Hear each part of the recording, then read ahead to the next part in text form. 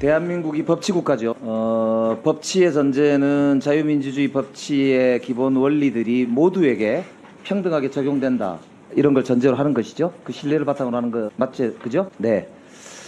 한 장관께서는 2020년 11월경에 추미애 장관이 피의자 휴대전화 비밀번호 공개 법안을 검토하라는 지시를 내리자 이렇게 말씀하셨어요. 반헌법적 발상이다. 헌법상 자기부재 금지와 적법 절차 그리고 무죄 추정의 원칙 같은 힘없는 다수 국민을 보호하기 위한 자유민주주의의 기본 원칙을 이렇게 버리면 되느냐 보복하기 위해서 이렇게 이제 말씀하셨잖아요, 그죠? 동의하시지 않습니까? 그러니까 그죠?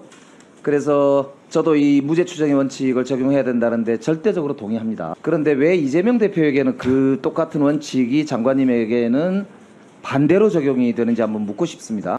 지금 도스태핑 등 여러 번 언론에다가 장관께서 이재명 대표에 대해서 무죄 추정의 원칙이 아닌 정반대되는 이분은 범죄자다, 이분은 유죄다 이런 심증을 가지고 계속 여러 번 말씀하셨어요. 제 말씀 잘못 읽으신 국회에 겁니다. 제 오셔서 워딩을 잘 상세히 보시고요. 잠깐만요. 그리고 민주당에서 어떻게 권력을 가지고 옹호하는 경우에서 그걸 지적하고 그 외압을 막기 위한 발언을 하는 것이고 제 맥락을 보시면 그 취지가 아니라는 걸 분명히 이해하실 그러면 겁니다. 이재명 대표에게도 무죄 추정의 원칙을 적용을 하신다 이 말인가요?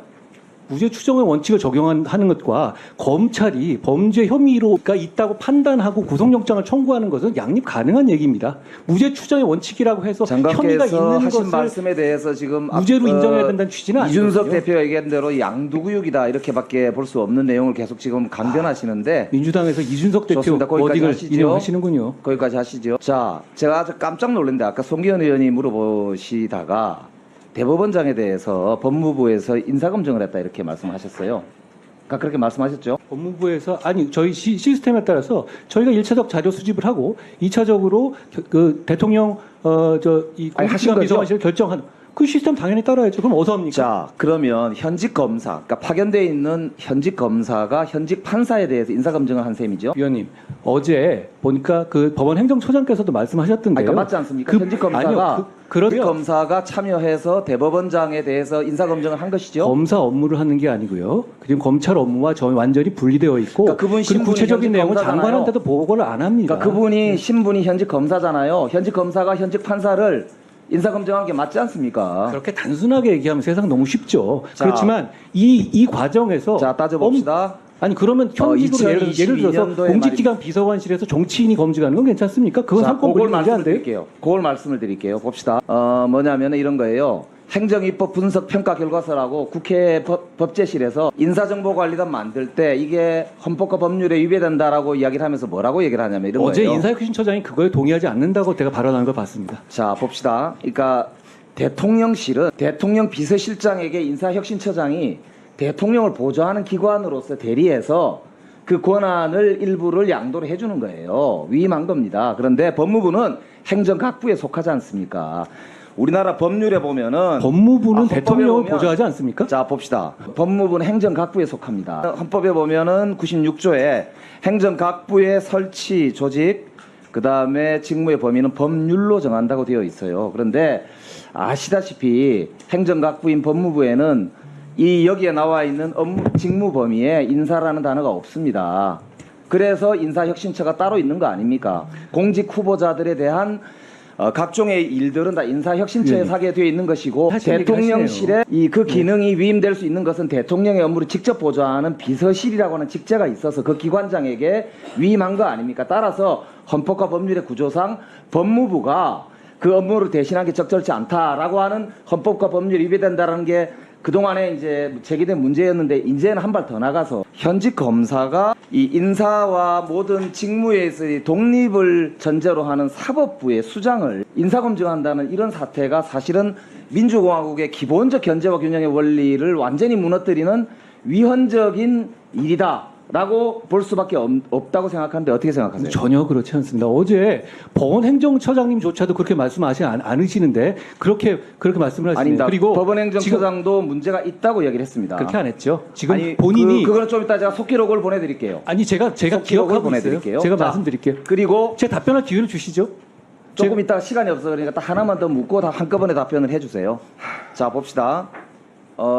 그러면 이걸 한번 물어봅시다. 지금 아마 대법원장께도 그럼 이런 걸 적용했다고 생각이 되는데, 공직 예비 후보자 사전 질문서라는 게 있어서 그 검증을 먼저 하고 그거를 받아가지고 법무부에서 인사정보관리단에서 1차 검증을 한다고 되어 있는데 59쪽 분량이라고 하고 질문이 몇 개 정도 되는지 아세요? 제가 쉬어보진 않았습니다. 169개라고 그래요.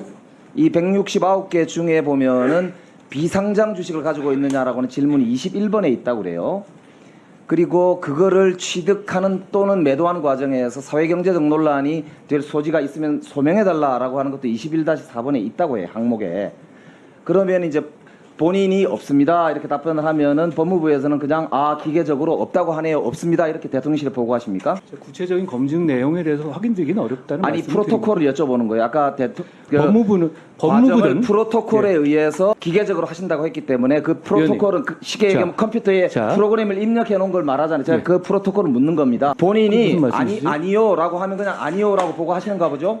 의원님, 이 어떤 인사 검증이라든 간에 그 대통령실 마찬가지로 강제 수사권을 갖고 있지 않거든요. 그런데 그 대부분의 경우에 본인이 그러니까 기본 확인도 안 합니까? 본인이 아니라고 하면 그냥 아닌 겁니까? 아니죠. 김행 후보자도 그렇고 지금 정순신도 그렇고 지금 각종 의혹이 제기된 모든 사람들이 지금 법무부에서 도대체 검증을 했는지 안 했는지 국민적 의혹이 있다. 제가 아까 말씀드린 걸 안 들으신 것 같네요.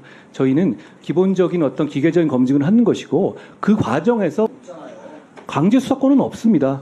누가 강제 수사권을 물었습니까? 프로토콜상 아니라고 하면 그냥 보고하느냐고 물었잖아요. 언제 제가 강제얘기했습니까?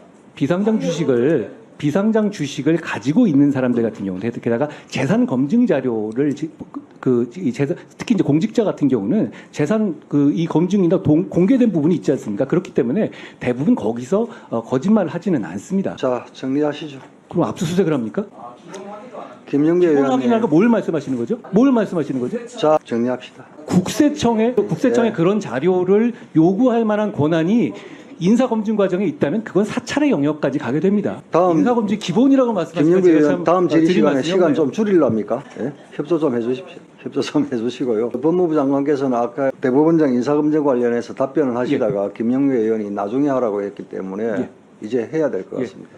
말씀드리는 것처럼 저희가 원칙적으로는 인사검증의 대상도 확인 안 드리는 것을 기본적인 원칙으로 하고 있습니다만 대법원장이라는 특수 상황과 그런 상황에서 제가 아까 말씀드린 것이고 대법원장의 경우에는 어떤 사법부의 추천이나 제청을 거쳐서 임명하는 것이 아니라 대통령이 직접 지명하는 구조입니다. 그렇기 때문에 검증을 어디선가 해야 하는데 사법부에서 하는 건 원칙적으로 불가능합니다. 그렇기 때문에 행정각부의 어떤 주요 인사를 검증하는 시스템이 그대로 적용될 수밖에 없는 구조이죠. 그렇기 때문에 저희가 인사정보관리단에서 하는 객관적 기계적 자료 수집 그거를 대통령실에서 공직기강 비서관실에서 검증 내용을 판단하는 절차, 통상의 절차를 거치는 것이라는 말씀을 드립니다.